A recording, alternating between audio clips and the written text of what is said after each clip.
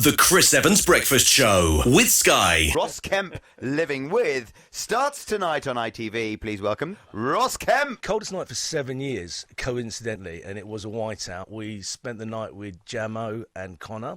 And the interesting thing about it for me is they would rather sleep rough than they could have gone to the Huggard Centre and they could have slept on the floor in emergency kind of housing and emergency shelter. They choose not to, not because the Huggard isn't a great place and the people that run it aren't great, it's because they get bullied and they get robbed there by other people. Yeah, so they're preferring, and there's a growing number of people who are choosing to sleep rough than go and find shelter because they feel safer on the streets, even though 3 people every day get attacked. Rough sleepers get attacked in the UK every day. I found it difficult, particularly, the Huggard's full of really decent people, but they can't be expected to be social workers, drug rehabilitation people, they can't be nurses, they can't be mental health doctors. The need is so great at the moment. And the reason for making these, Chris, is simply, I think, over the last 3 years, and as we've seen very recently, Brexit's dominated everything.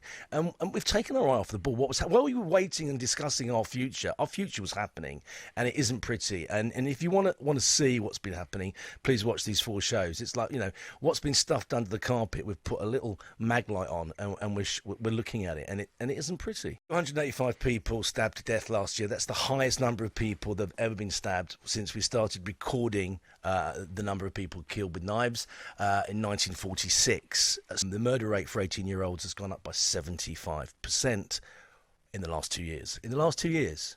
And the real story about knife crime, or one of the stories I heard, and you'll know more about this than I do, is the way that kids of 10 or under get indoctrinated into knife gangs is because they have nothing to live for, they have no hope. No options. And so if somebody comes along one day and says, would you like to earn 100 quid cash? And they say, yes. What do I have to do? Well, it doesn't matter because they'll do pretty much anything.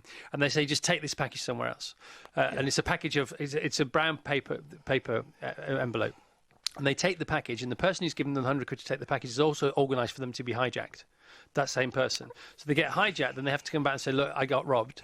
OK, well, what was in that package was worth £5,000, so you now owe me £4,900. Look, it took me a long time to work out the consequences of my actions. I think I was nearly 30, at least. Yeah.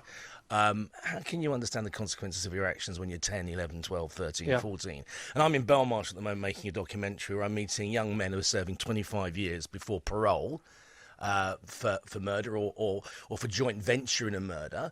So not only are their lives pretty much destroyed and their families' lives, also the victims and their families are gone. So this is a really serious issue. Of course Brexit's really important, but we've really taken our eye off the ball. What's been happening in our country. Right, so different subjects now. Young carers. Yeah. Okay. When you get into the world of young carers, it is such a despondent, such a dark and lonely place for these people to be, and they have almost life sentences foisted upon them of having to care, the responsibility and duty of care. They're doing it because they love their family.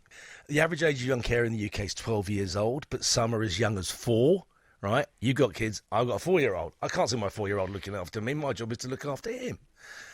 We've got Ali in the film, who's 5 years old, and he's helping to look after his sister. At one moment, we went out with Child Action Northwest, and we picked up Ali, 5, another young carer, a girl who was 6, another one who was 9, giving them some respite. And you have to ask, in 2019, how is that allowed to happen? What is going on? What's going on, man? So when you it's a laugh a minute with Ross Kemp, isn't it? No, but it's really interesting. No, it's really interesting, Ross. And it's so important because we are, for many of us, overcomforted, overconvenienced. We talk about this a lot on the show for really no reason whatsoever, and in fact, ultimately towards our detriment. I think in the last 15 years we've come, with all the kind of me selfies, send me. I always look great. I always feel good. I think we should start being a bit more honest with ourselves and start listening to other people and being concerned about them and being a little less self-centred. And I'm just as guilty as anybody else. I walk out of Holborn Tube Station and walk straight down the Kingsway with my eye on my phone, realising I'm now late for my meeting.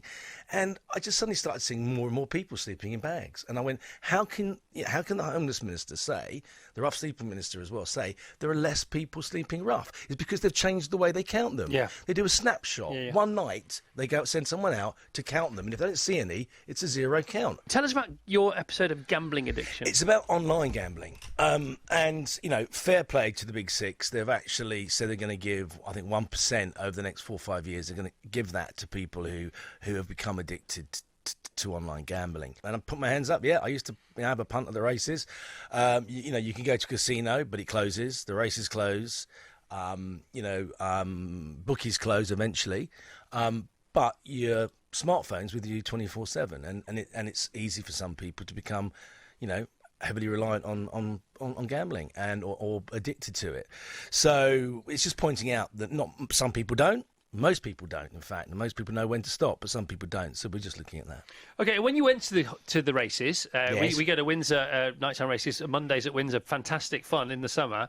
There's joy to it. Because it's not just about the betting. In fact, it's sort of not really about the betting at all. You're out there with your It's pals, a you're night meeting out, up, isn't it? you're having a laugh, Yeah. But this is lonely. It's lonesome. The people that are alone and lonely. aren't they? It's a bit like probably drinking on your own, right? Which I may have done that as well in the past. It's not probably as social as it should be. How is all this affecting your mind when you're meeting all these people in these harrowing situations? How's that for you?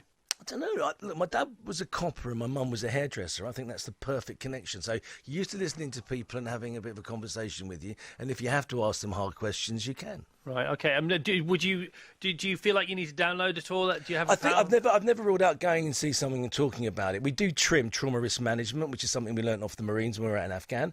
TRIM, it's called. It's a great thing. It's basically sitting down and having a conversation at the end of the day and listening to everybody else's story, not just talking about your own. Well, you can always come in and talk about yours. The Chris Evans Breakfast Show with Sky.